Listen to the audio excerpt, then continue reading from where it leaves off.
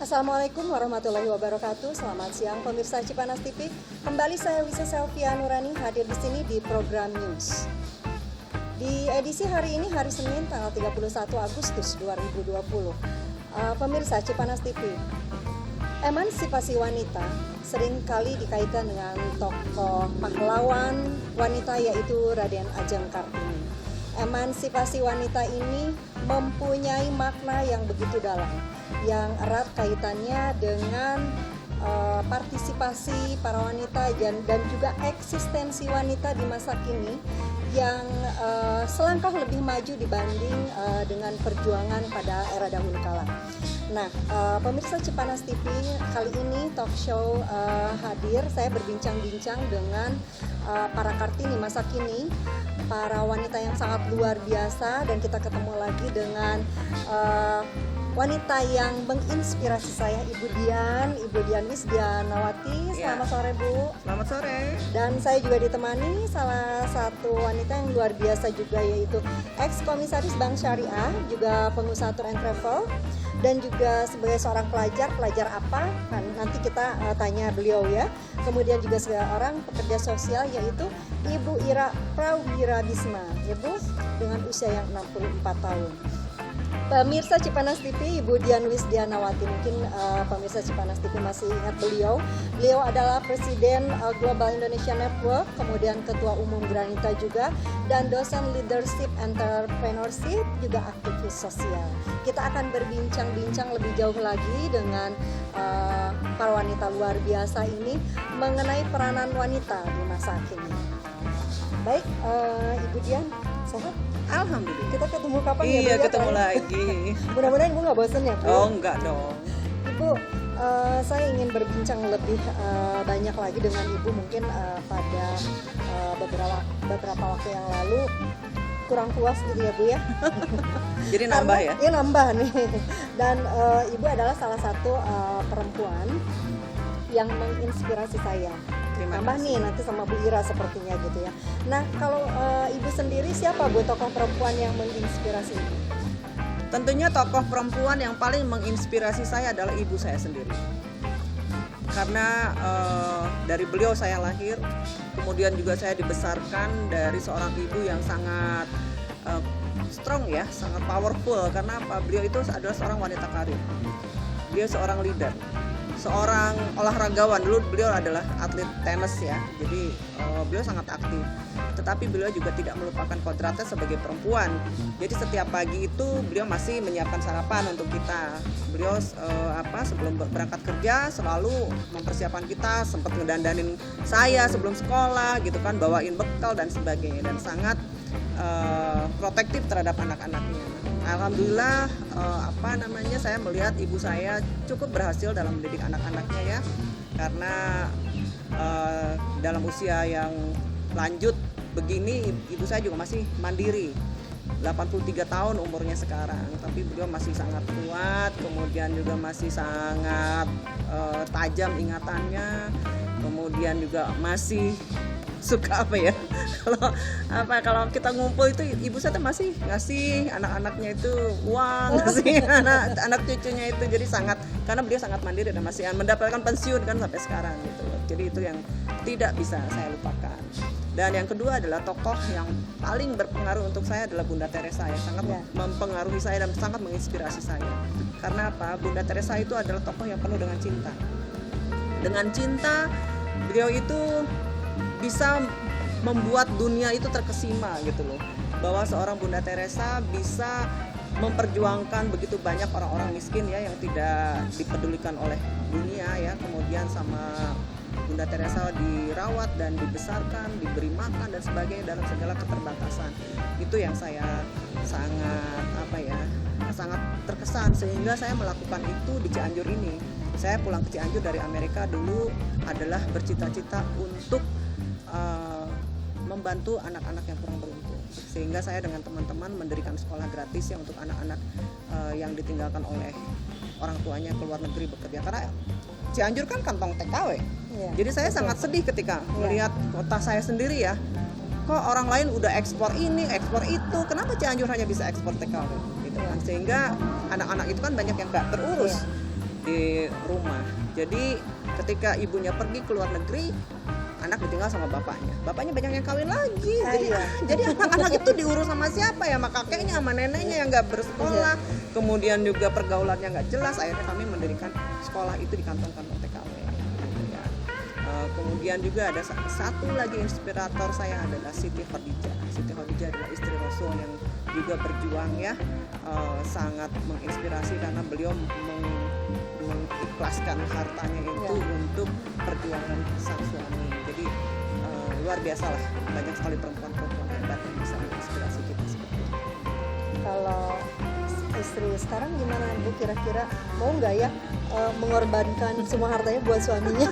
Nah itu makanya istri zaman sekarang juga harusnya bisa begitu. Tapi gitu nanti loh. suaminya di rumah masak Bu. Loh, Nabi Muhammad pun juga melakukan itu dengan penuh cinta ya. Jadi selain berjuang di jalan Islam, beliau juga ada seorang pengusaha juga kan. Jadi memang hidup itu memang harus sesuai dengan sunnah ya. Jadi kalau misalkan kita berada dalam koridornya, insya Allah Islam itu aja sih. Baik Ibu, saya ke Ibu Ira Prawirabisma. Ibu ini adalah ex komisaris Bank Syariah ya.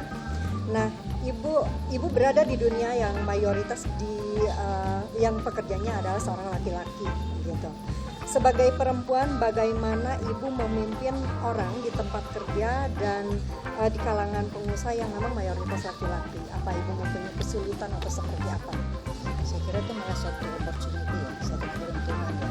Ya mungkin karena saya perempuan ya, kita kalau memimpin tuh hatinya juga berbicara ya. Saya nggak tahu, tapi saya sering sekali dianggap sebagai ibu oleh mereka. Satu sisi mungkin ada kelebihannya, dari segi manajemen mungkin ada kekurangannya, tapi menurut saya yang leading anak buah dengan hati seorang ibu itu buat saya tuh lebih bermanfaat karena kita tuh mengetahui. Contohnya gini, datang terlambat atau nggak masuk, nah saya tuh udah tidak tanya lagi, saya udah tahu ini pasti ada sesuatu di balik. Jadi empati saya tuh sebagai perempuan tuh terhadap karyawan tuh kayak rasanya lebih tinggi ya, apalagi terhadap karyawan perempuan. Kita tahu kan tentang mereka juga sama, kita meninggalkan anak kita juga. Jadi saya kira ketika saya bekerja di dalam dunia yang laki, justru kehadiran saya sebagai seorang wanita buat saya itu suatu keberuntungan. Dan sekarang udah banyak dan ibu-ibu tuh di mana-mana juga mereka pasti akan mendahulukan rumah tangganya buat mencari nafkah juga buat rumah tangganya. Saya juga ketika bekerja kalau sudah capek saya selalu ingat motivasi saya apa sih nih, untuk keluarga, jadi hidup lagi semuanya untuk keluarga dan melihat mereka happy itulah kebahagiaan. Iya. Berarti Bu tidak merasa terhalang atau merasa tidak mampu ya Bu ya? Apalagi sekarang tuh open ya, pendidikan, kesempatan sangat terbuka. Mungkin tahun sebelum nggak ada MLM, nggak ada online, email belum gitu ya. Kita mencari nasabah dengan berjuang betul-betul. Sekarang kan lebih terbuka. Jadi sekarang tuh tinggal perempuan mau dari rumah, dari mana dia bisa berkarya. Dia sangat bisa berkarya dan dia harus berkarya. Tidak terhalang oleh gender lebih ya. Karena apa? Perempuan harus mandiri. Anak seperti yang ibu ini sangat dipengaruhi oleh ibu. Bapak saya, ibu saya tuh bilang kepandaian anak tuh 70% dari ibu. Ibu harus pandai, ibu harus jaga ibadah. Anak nurut. Ibaratnya perempuan tuh nggak boleh ngaco. Kalau laki-laki atau bapak sedikit ngaco masih dimaafkan. Tapi ibu nggak boleh ngaco. Ibu harus lurus. Iya. Ibu harus lurus. Iya. Baik. Bu Dian, bagaimana pandangan Ibu terhadap perempuan, pengaruh seorang perempuan terhadap sektor perekonomian pada saat ini? Oh, luar biasa sekali. Karena sekarang ini pada saat pandemik ini kan banyak sekali pengusaha-pengusaha besar yang kolaps ya. Yang bertahan siapa? Perempuan. Karena perempuan itu otaknya muter. Gimana caranya supaya dapur tetap ngebul kan gitu loh. Dalam keadaan kepepet banyak perempuan yang kadang-kadang gini, saya tuh nggak bisa jualan gitu kan, saya tuh bukan marketing, saya tuh nggak. Tapi pada saat kepepet dia bisa jual TV, beli beras. Jadi perempuan itu cepet banget gitu loh mikirnya. Makanya sekarang pada saat COVID seperti ini justru sektor UKM yang dipegang oleh perempuan yang tetap bertahan. ya kan, seperti kuliner, bikin masker, ngejahit dan sebagainya, itu tuh hasil karya perempuan. Iya, jadi Iya. memang sangat berpengaruh ya Bu. Sangat. Betul. Dan Bu, tadi saya sempat mendengar bahwa di Cianjur ini adalah kantongnya TKW gitu ya Bu. Iya. Nah ini karena mungkin minimnya pendidikan gitu ya Bu ya, jadi banyaknya perempuan Indonesia khususnya yang di Cianjur di sini menjadi TKW. Kemudian timbul masalah-masalah setelahnya Bu. Nah penilaian Ibu terhadap TKW ini Iya. bagaimana? Sebetulnya kan dalam pernikahan itu kan harusnya ada komitmen ya antara suami dan istri. Ketika seorang suami tidak bisa menafkahi istrinya, otomatis istri akan mengambil alih peran suami. Sehingga banyak seorang perempuan yang kemudian juga pergi ke luar negeri untuk mencari nafkah. Tetapi mereka lupa bahwa mereka itu kodratnya itu di rumah. Mereka tuh harus mendidik anak. Jadi banyak dampak yang mereka timbulkan setelah kepergian mereka ke luar negeri. Karena apa? Yang namanya keluarga, yang namanya pendidikan itu nggak bisa dibeli dengan uang. Gitu kan, sehingga mereka mendapatkan uang yang banyak tapi keluarganya gagal. Jadi perempuan juga harus memperhitungkan dengan matang sebelum mereka memutuskan untuk pergi ke luar negeri untuk mencari nafkah. Saya pikir itu. Betul ya Bu ya, berarti tentunya itu adalah juga salah satunya karena minimnya pendidikan. Iya, pengetahuan. Ibu Ira, tadi saya melihat Ibu adalah seorang pelajar nih Bu. Dengan usia Ibu yang sudah 64 tahun ya Bu ya. Kira-kira Ibu pelajar di mana ya Bu? Jadi saya ketika tahun berapa ya, semua teman-teman bilang, ayo ambil S3. Terus saya bilang, tunggu dulu. S3 biayanya gede, saya mau ambil S3 untuk apa? Oh kamu kalau pakai doktor katanya kamu di proposal nama kamu pas ditaruh itu dapat duit. Oh saya nggak mau kalau dapat duit. Kalau kamu ngajar, tunggu saya pengen apa sih? Saya bilang ini, saya bisa bahasa Inggris padahal saya nggak pernah tinggal di luar. Kenapa saya nggak bisa berbahasa Arab ya? Dan itu akan membuat saya lebih memahami Al-Quran. Saya coba belajar, mulai dari les biasa, tapi saya masuk sekolah bahasa Arab.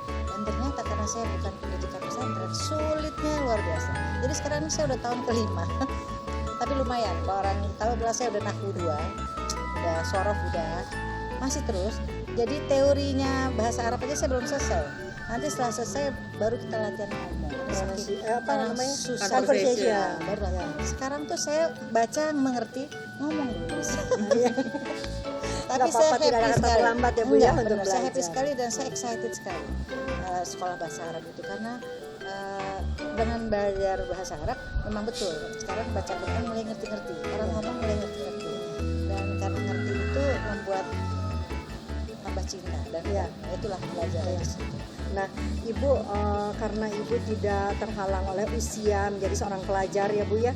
Kembali tadi kepada minimnya pendidikan pada perempuan Indonesia. Menurut pendapat Ibu seperti apa Bu? Itu nah mudah-mudahan nanti di Cianjur atau di sini semua nomor 1 sekolah itu harus ya. Bukan hanya sekolah, yang mengajar juga harus pandai. Karena pada waktu mereka pergi mencari kerjaan itu mereka lupa bahwa mencari nafkah itu bukannya di Arab. Iya betul. Di sini juga bisa. Mungkin dengan mereka jualan gado-gado, Betul. keluarga Iya. itu yang belum tersampaikan. Ya, dan banyak sekali profesi-profesi yang sekarang digeluti seorang perempuan, seorang wanita. Salah satunya adalah sekarang yang menjanjikan, yang begitu menjanjikan adalah sebagai seorang artis. Nah, Bu, pendapat bagaimana penilaian Ibu, pendapat Ibu Dian dan juga Ibu Ira mengenai eksploitasi perempuan di layar kaca? Kira-kira seperti apa Bu? Kalau sekarang kan perempuan-perempuan anak-anak remaja putri itu kayaknya wah dia seperti apa ya, prestis mungkin ya kalau menjadi seorang artis, terus dengan uang yang banyak mungkin seperti itu kan eksploitasi ya Bu. Menurut Ibu berdua seperti apa? Betul. Jadi sekarang ini memang zamannya memang sudah berubah ya. Sekarang ini masanya masa medsos. Zaman kita dulu mungkin medsos tidak terlalu berpengaruh ya. Sehingga sekarang itu banyak sekali orang yang mencari uang dengan cara yang instan ya. Jadi menurut saya itu sah-sah saja sih karena orang juga punya passion. Hanya kita juga harus mengukur diri.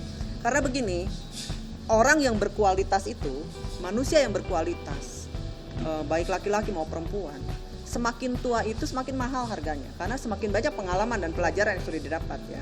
Tetapi kalau mereka yang mendapatkan sesuatu dengan cara yang instan, makin tua tuh makin menurun, nggak laku lagi karena mereka itu hanya memanfaatkan momentum pada saat mereka muda saja Iya. gitu loh. Tapi mereka tidak punya hasil karya yang lebih baik dari itu gitu kan ya.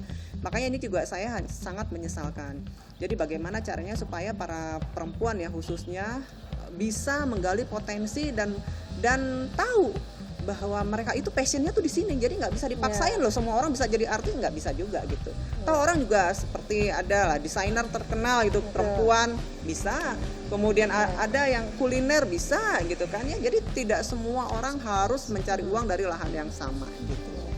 Kalau menurut Ibu Ira bagaimana Bu eksploitasi perempuan di layar kaca, terutama yang iklan-iklan tuh Bu? Sebetulnya mereka menjual apa sih Bu? Saya tuh secara pribadi nggak pernah menolak profesi ya. Iya. Boleh saja. Tapi satu yang saya selalu ingatkan pada siapapun, ibadahnya jangan ditinggalkan. Jadi itu seiring sejalan. Betul. Bekerja dan beribadah tuh 50-50. Boleh saja Anda jadi artis, tapi 5 kali sehari jangan ditinggalin dong dengan Ya. foto. Baca Qurannya jangan ditinggalin dong. Karena itu akan mencegah mereka dari perbuatan yang mungkar. Sepanjang itu bisa berimbang, kan perintahnya juga seperti itu. Insya Allah selamat-selamat saja gitu ya. Tapi kalau udah dilupakan, nah biasanya kalau udah selalu sibuk itu suka ketinggalan. Iya. Gitu. Nah itu aja jangan. Nah, saya selalu pesannya itu. Hidup itu beribadah dan bekerja. Jalan deh. Jadi apapun profesinya Iya. bisa berjalan asal ingat Iya. mesti tetap ingat untuk beribadah. Seimbang gitu ya. dunia dan akhirat. Baik. Nah, Ibu sebagai dua wanita yang sukses di bidang pekerjaan, menurut Ibu bagaimana memposisikan diri sebagai seorang istri dan juga sebagai seorang pekerja? Siapa dulu?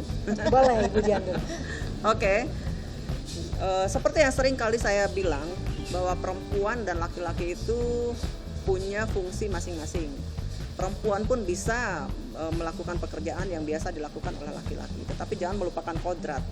Jadi sesukses apapun perempuan, tetap dia itu adalah seorang ibu, seorang istri ya, yang harus tetap berada dalam koridor gitu loh.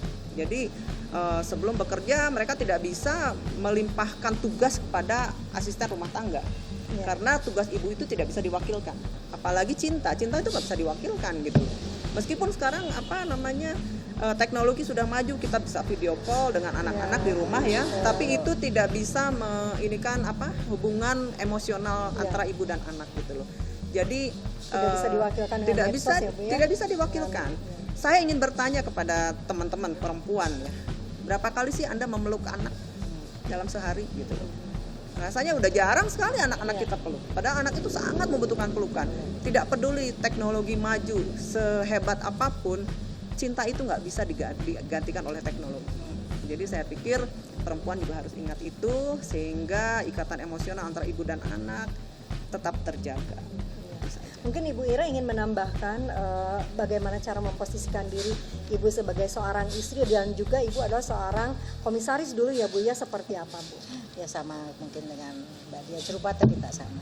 Kita dalam bekerja sudah terbiasa melakukan prioritas. Jadi dalam hidup juga harus prioritas. Prioritas sebagai wanita, sebagai istri, sebagai ibu, sebagai nenek. Ya.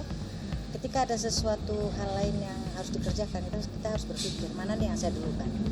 Ada kalanya pekerjaan didahulukan, ada kalanya keluarga harus didahulukan. Tetapi semakin lama itu prioritas waktu untuk keluarga tuh harus dibuat. Iya. Harus diadakan, jangan yang kerjaan terus, harus. Jadi memang diagendakan makan malam sama-sama keluarga, diagendakan ibadah bersama dengan keluarga, itu semuanya harus komitmen juga sama gitu.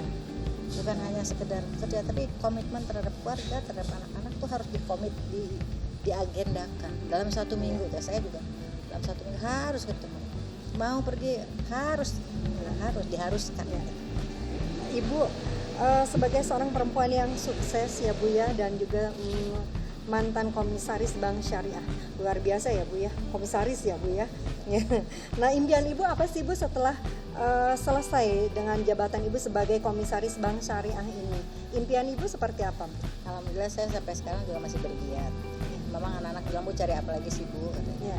Memang saya cari uang buat apa? Buat menyenangkan keluarga lagi, menyenangkan cucu-cucu, menyenangkan orang lain. Dan juga saya punya satu dream, saya tuh kepengen bisa membantu jamaah saya untuk mereka bisa menjadi mendirikan UKM karena pengalaman saya di sana ya. Dengan buka UKM itu mereka punya sesuatu yang warung-warung pun tidak apa, tapi menghasilkan. Saya tuh situ aja kesibukan saya ibadah sama gitu. Itu happy, makes me happy, udah tahu saya gitu. Luar biasa Bu. Nah untuk Ibu Dian yang masih aktif nih Bu, dengan beberapa jabatan ini yang luar biasa ini, Ibu masih punya impian seperti apa Bu? Manusia itu tidak boleh berhenti bermimpi gitu loh. Karena dengan mimpi itu adalah modal kita untuk mencapai sesuatu. Jadi kalau misalkan gini loh, ini ada sesuatu yang salah dalam mindset kita ya, bahwa orang sukses itu ada orang yang kaya raya. No, kaya raya itu tidak menjamin bahwa seseorang itu sukses. Orang yang sukses itu adalah orang yang berhasil mencapai impiannya gitu loh. Dan tidak banyak orang yang berhasil mencapai impian itu. Karena sangat sedikit sekali orang yang punya tujuan hidup. Jadi orang yang gagal itu bukan orang yang tidak punya tidak berhasil mencapai tujuannya, tetapi orang yang gagal itu adalah orang yang tidak punya tujuan hidup. Justru ini yang sangat berbahaya gitu. Jadi orang hidup itu terus punya tujuan mau kemana gitu. Itulah ukuran sukses saya, sehingga sampai kapanpun juga saya tidak akan pernah berhenti belajar dan tidak pernah berhenti bermimpi. Karena dari dari mimpi itulah kita menarik energi-energi dari semesta ini untuk mendorong kita mencapai impian tersebut. Satu Bu, pertanyaan terakhir Bu, untuk Ibu berdua, kira-kira PR apa saja Bu untuk perempuan masa kini yang perlu didorong, untuk para perempuan masa kini yang harus didorong? Dari Bu Ira mungkin PR kita sama Bu. Saya sih paling sederhana ya, karena kita pasti ada dua, berarti ada ibadah.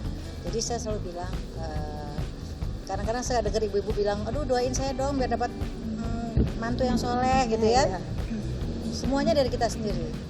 Kita soleh, anak kita soleh, dapat mantu soleh. Jadi mau apa? Kita sendiri. Jadi diutamakan, kalau saya kembali ke ibadah, baru ditambah dengan hal-hal yang duniawi. Karena ibadah tuh makes you strong, makes you confident.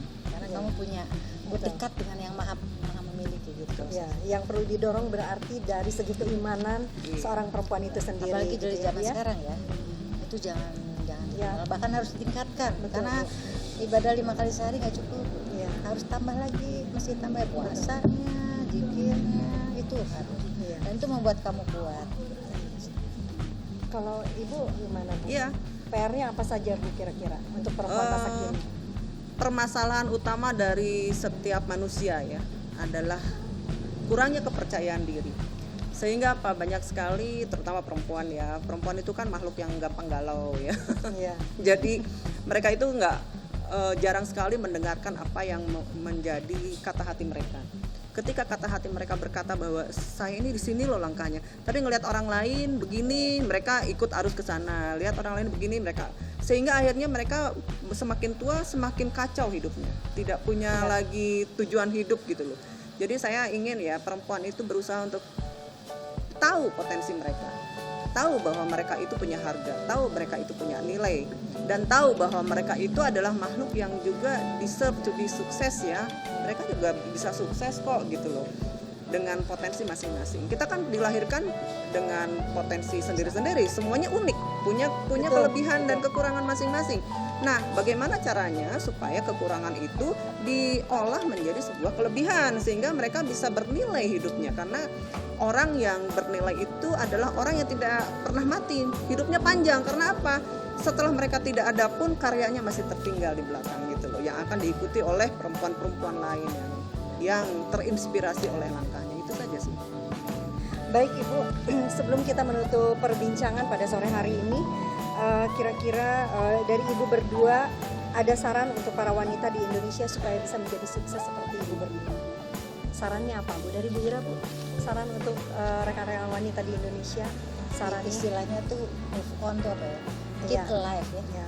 Tetap hidup dan melihat sekeliling, dan terus percaya ya. Jadi berpikir positif juga penting, percaya diri, percaya pada bahwa ini akan menjadi baik gitu. Dan terus aja jalanin gitu. Day by day, kalau saya tuh day by day, be good day by day.